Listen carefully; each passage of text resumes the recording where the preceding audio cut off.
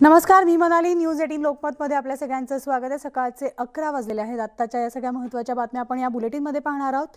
तर सुरुवातीला आपण जाऊयात ते म्हणजे जगद्गुरू संत तुकाराम महाराजांच्या पदस्पर्शानं पावन झालेल्या देहूनगरीत तब्बल 2 वर्षांच्या कोरोना महामारीनंतर आज संत तुकाराम महाराजांचा 374वा वैकुंठगमन सोहळा साजरा होतोय. पहाटे 4:30च्या सुमारास संत तुकाराम महाराज मंदिरात महापूजा करण्यात आली आणि आता तुकोबांच्या पालखीनं मंदिर प्रदक्षिणा घालण्यासाठी बाहेर पडलेली आहे. तर ज्ञानबा तुकारामाच्या जयघोषानं देहूनगरी दुमदुमून गेली आहे.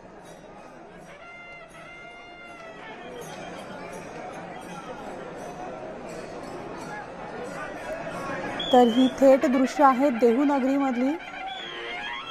संपूर्ण देहूनगरी वारकऱ्यांनी भक्तांनी दुमदुमलेली आहे. सगळीकडे आपल्याला तुकोरामाचा जयघोष पाहायला मिळतोय.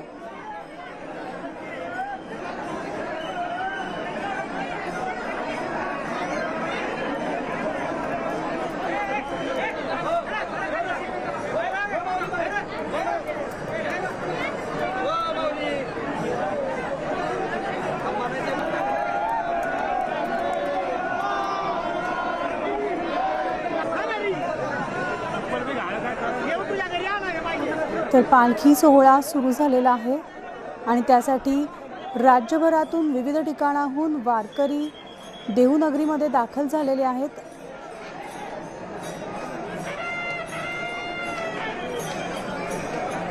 जगद्गुरू संत तुकाराम महाराजांच्या पदस्पर्शानं पावन झालेल्या देहूनगरी तब्बल 2 वर्षांच्या काळानंतर कोरोनाच्या संकटानंतर आज संत तुकाराम महाराजांचा 374वा वैकुंठगमन सोहळा पार पडतोय.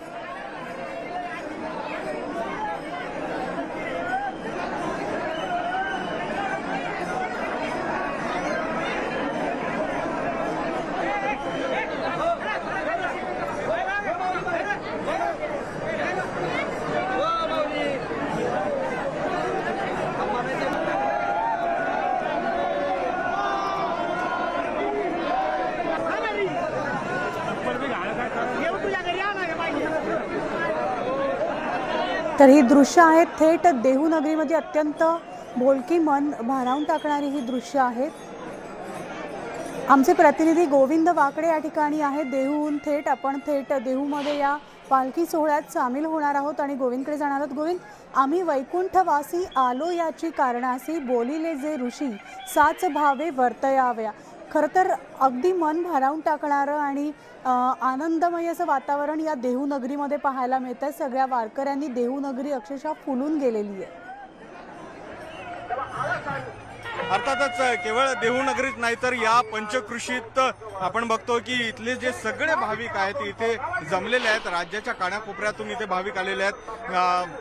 एसटी बंद आहे त्यामुळे थोडीशी जी वैष्णव जे आहेत वारकरी आहेत ते काही येऊ शकले नाहीत. मात्र त्याच वारकऱ्यांसाठी आपण थेट हे पालखी सोहळ्याचे दृश्य दाखवतात जे घरी आहेत. न्यूज 18 लोकमतच्या माध्यमातून हा सगळा बीज सोहळा आपण इथे दाखवण्याचा प्रयत्न करतो आहोत आणि ही सगळी मंडळी आहे की ज्या दरवर्षी इकडे येत असतात. मात्र मागील 2 वर्ष ही सगळी जी मंडळी आहे ते कोरोनामुळे इथे येऊ शकली नाही आणि हा जो सोहळा आहे तो 2 वर्ष अशा पद्धतीने पार पडला नव्हता. मात्र आता आपल्या लक्षात येऊ शकतं की या सोहळ्यासाठी ही सगळी मंडळी किती आतुर झाली होती. सामान्य माणसं आहेत, यांना काहीही मागायचं नसतं माऊलींकडे, महाराजांकडे. फक्त सुखी ठेव, समाधानी ठेव, राज्यावर जे संकट आलेले आहेत ते दूर कर, एवढं मागण्यासाठी येतात. खरं तर तुकाराम महाराजांची ही पालखी जी आहे ती आता नांदुरकीच्या वृक्षाकडे म्हणजे जिथे वैकुंठ गमन झालं महाराजांचं तिथे पोहोचेल. 12 वाजता पुष्पवृष्टी होईल आणि या सोहळ्याची सांगता होईल. मात्र मी जसं म्हणालो की सोहळ्याची सांगता जरी होत असेल तरीही महाराजांनी जे विचार दिले ते कधीही संपणार नाहीत. हा संत जो आहे हा तुकाराम महाराज जे आहेत त्यांनी 4000 ओव्या रचल्या आणि आणि म्हणूनच त्यांना जगद्गुरू असं म्हटलं जातं. सामान्य मंडळी आहेत, त्यांच्या हातात पुष्प आहेत, या पुष्पाची उधळण आता केली जाईल. माऊली कुठून आलायत आणि काय आता वाटतंय? गडिंगलज. बोला. बरं वाटतं. काय मागायचं आहे आज माऊली? काय मागा आम्ही देवाच्या दर्शनासाठी आलो आनंद. हे फुलं आता उधळले जातील आणि हा सोहळा खऱ्या अर्थाने पार पडेल. मात्र मी जसं म्हणत होतो की हा सोहळा जो आहे तो विचारांचा सोहळा आहे. तुकाराम महाराजांनी जो विचार दिलेला आहे तो विचार जपण्यासाठी, अंगीकरण्यासाठी ही लाखो मंडळी दरवर्षी येतात. अगदी 400 बरोबर आहे. आपण वर्षापूर्वी पाहतोय एक गोविंद, संत आपल्या मागे प्रचंड भाविकांची गर्दी पाहायला मिळते. काही वेळातच फुलांचा वर्षाव देखील केला जाणार आहे. मात्र कोरोना महाकाळ संकटानंतर, या महामारीनंतर 2 वर्षानंतर हा सोहळा पार पडतोय. तुकाराम बीज सोहळा आज 374वा आहे. काय वेगळं वैशिष्ट्य आहे यंदा? सोहळा अनुभवतायत त्यांच्यासाठी ही खास दृश्य आहेत.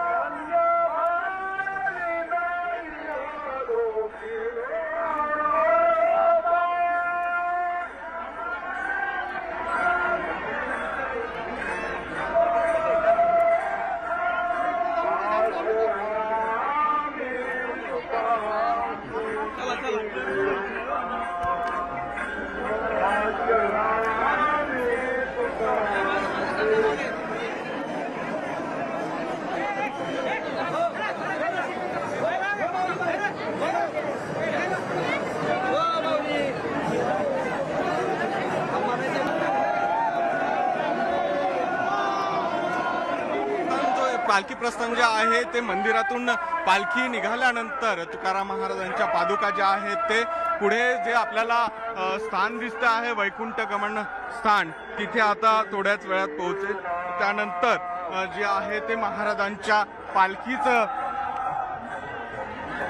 पालखी जी आहे ती मंदिरात विसावेल आणि 12 वाजता बरोबर जेव्हा नांदुरकीच्या वृक्षाजवळ पालखी पोहोचली तिथे जे आहे ते पुष्पवृष्टी होईल आणि या आजच्या सोहळ्याची सांगता होईल. मात्र मी आधीपासून जसं म्हणत होतो की हा सोहळा जो आहे तो विचारांचा आहे. तुकाराम महाराजांनी जो विचार दिला, वृक्षवल्ली आम्हा सोयरी म्हणणारे तुकाराम महाराज असतील किंवा 400 वर्षापूर्वी विज्ञानवादी विचार मांडणारा हा संत असेल, त्या संतांची ओळख जी आहे ते जगद्गुरू म्हणून आहे. तुकाराम महाराजांच्या गाथा बुडवल्याचं अनेकांना माहिती आहे. मात्र त्या गाथा ज्या आहेत, ते विचार जे आहेत ते पुसण्याचे प्रकार झाले. पण तरीही आज जर बघितलं 400-450 वर्षांनंतरही तो विचार या भक्तांच्या मध्ये कायम आहे आणि तो विचार जपण्यासाठी म्हणूनच येतात. हा संत केवळ विचार देणारा नव्हता, तर विचार स्वतःपासून सुरू करायचा. कारण तुकाराम महाराजांच्या काळात जेव्हा प्रचंड दुष्काळ आला होता तेव्हा जे कर्जबाजारी व्यक्ती होते त्यांच्या कर्ज रोखे जे आहेत त्यांच्याकडनं कर्ज वसूल, कारण की तुकाराम महाराज जे आहे ते सावकारी कुटुंबातले होते आणि सावकारी कुटुंबातले असल्यामुळे गावातील लोकांनी जे कर्ज घेतलं होतं ते कर्ज वसूल करणं गरजेचं होतं. मात्र दुष्काळ आल्यामुळं या नागरिकांकडे द्यायला त्यावेळेस पैसे नव्हते. त्यावेळेस तुकाराम महाराजांनी जे कर्ज रोखे होते, जे कर्जा वसुलीच्या सगळ्या वह्या होत्या त्या इंद्राणीत बुडवल्या होत्या. असा संत होणे नाही, कारण की जे आचरण आहे ते स्वतःपासून त्यांचं असायचं. याच नगरीत त्यांचा जन्म झाला, इथेच त्यांनी विचार पेरले.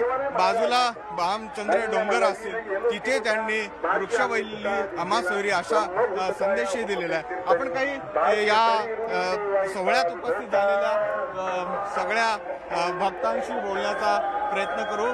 नेमके कुठून आलेत आणि काय आहे की या दोन्ही बाजूला ही सगळी मंडळी अशा पद्धतीने पुष्प घेऊन बसलेली आहे आणि ही सकाळी अगदी पहाटेपासून जिथपर्यंत तुमची नजर जाईल तिथपर्यंत ही सगळी गर्दी आहे. मी विनंती करतो व्हिडिओ गणेश कदम यांना की या पद्धतीनं हा सगळा जो सोहळा आहे तो इथे पार पडतो आणि या सोहळ्यासाठी साधारण लाखो जे वारकरी आहेत ते इथे जमलेले आहेत. थोड्याच वेळात या सोहळ्यासाठी जे आता कीर्तनाने ज्या कीर्तनाने शेवट होतो ते कीर्तन आता इथे सुरू आहे आणि आपण बघतो आहोत की सोहळ्यामध्ये केवळ वारकरीच नाही तर वेगवेगळ्या वयोगटातली सगळी मंडळी सुद्धा इथं आलेल्या आहेत आणि जिथपर्यंत आपला नजर जाईल तिथपर्यंत हा जनसमुदाय हा वारकऱ्यांचा मेळा आपल्याला बघायला मिळतो. आपण जसं म्हणत होतो की वारकरी जे आहेत त्यांना इथे येऊन काही मागणं मागायचं नसतं, ते फक्त सुख दे आणि जे विचार दिलेले आहेत ते अंमलात त्या आचरणात आणू दे एवढाच भाव जो आहे तो इथल्या वारकऱ्यांचा असतो. मावशी कुठून आलाय, काय मागणं मागता? आम्ही ठाण्यावरून आलेलो. ठाण्यावरून काय मागायचं? काय मागायचं भगवंताला? सगळी सुखी राहू दे जनता, सगळी जनता सुखी राहू दे भगवंताला, हे मागणं आमचं. किती वेळापासून बसला आहेत आणि काय वाटतंय किती वेळ बसणार? बरेच वेळ झाला, 2 तास झालं बसलेलं आहे इथं आम्ही. खूप छान वाटलं आम्हाला इथं बसायला. हो, अभंग कीर्तन ऐकत बसलेलो आहे ना आम्ही इथे बराच वेळ. अर्थातच लहान मुलं सुद्धा इथे आलेले आहेत. आपण बघतो आहोत की कशा पद्धतीनं हा सगळा सोहळा. काय तुम्ही मुलाला घेऊन आलात? हे संतांचे विचार आहे, संस्कार आहेत. संस्कार कीर्तनासाठी, बीजासाठी, प्रत्येक वर्षासाठी येतो आम्ही. लहान लहान मुलं पण घेऊन येऊ शकतो, खास म्हणजे कीर्तन ऐकण्यासाठी आणि देवाचं दर्शन घेण्यासाठी. हा परंपरेचा एक भाग म्हणावा लागेल की दरवर्षी अशा पद्धतीनं अख्खं कुटुंब इथे येत असतं. आपण बघितलं तर या ठिकाणी सुद्धा लक्षात येईल की कशा पद्धतीने सगळी मंडळी आहेत आणि हा सोहळा थोड्याच वेळात पार पडेल. पुष्पवृष्टी होईल आणि त्यानंतर या सोहळ्याची सांगता होईल. मात्र हा सोहळा, याची देही याची डोळा अनुभवण्यासाठी ही सगळी मंडळी इथे जमलेली आहे. सगळे भाविक आज या ठिकाणी खरं तर हा सोहळा अनुभवण्यासाठी जमलेले आहेत. एक मोठी गर्दी जी आहे राज्यभरातून, देशभरामधून सुद्धा काही वारकरी संप्रदाय या ठिकाणी सहभागी झालेले आहेत. आणि न्यूज 18 लोकमतवर आमचे प्रतिनिधी गोविंद वाकडे आणि व्हिडिओ जर्नलिस्ट गणेश कदम यांच्यामार्फत हा सोहळ्याचे प्रत्येक क्षण जे आहेत, नयनरम्य दृश्य जे आहेत, ती आम्ही तुमच्यापर्यंत पोहोचवतोय. नये जरी तुझ मधुर उत्तर, दिधला सुस्वर नाही देवे, नाही तयाविण भूकेला विठ्ठल, येई तैसा बोल रामकृष्ण. देवापाशी मागे आवडीची भक्ती, विश्वासे ऐशी प्रीती भावबळे, तुका म्हणे मना सांगतो विचार, धरावा निर्धार दिसेंदिस. तर आपण ह्या सोहळ्यामध्ये असे सहभागी होत राहणार आहोत. तिथले सगळे घडामोडी, तिथल्या अपडेट्स आणि तुकोबारायचं दर्शन आम्ही तुमच्यापर्यंत घेऊन येत राहणार आहोत, तुम्हाला घडवणार आहोत. मात्र एक छोटासा ब्रेक घेऊन लगेचच परत पाहत राहा न्यूज 18 लोकमत. आणि ब्रेकनंतर पुन्हा एकदा आपलं स्वागत आहे. आणि आता थेट जाणार आहोत, केंद्रीय मंत्री नितीन गडकरी सध्या एका कार्यक्रमात बोलत आहेत. थेट त्या कार्यक्रमात जाऊयात. शुगर का अगर ठीक रहा तो आपको भाव अच्छा मिलेगा और शुगर का प्रोडक्शन होगा तो 34 रुपये 33 रुपये भाव मिलेगा और शुगर सरप्लस किया तो फिर 24 रुपये और 22 रुपये किलो पे शुगर आएगी. तो फिर आप ही समझ लो, आपको समझ में आता है कि गन्ने का भाव कम करना ना आपके लिए संभव है ना हमारे लिए संभव है. तो फिर आपकी हालत क्या होगी. तो मुझे लगता है कि ये बहुत ही सीरियस विषय है और ये भविष्य के लिए आप सब लोगों को इसके लिए सोचना होगा. वैसे राइस, ब्रोकन राइस, ये भी बड़े प्रमाण पर अवेलेबल है और इसलिए ब्रोकन राइस से भी इथेनॉल बन सकता है. उसका जो बाय प्रोडक्ट है उसकी भी अच्छी कीमत है.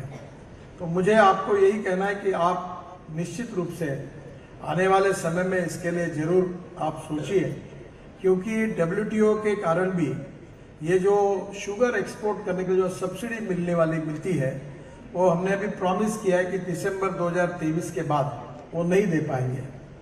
और इसलिए इंटरनेशनल मार्केट में शुगर की प्राइस 23 रुपये 24 रुपये किलो होगी और हमारी 32 से कम जा नहीं सकती.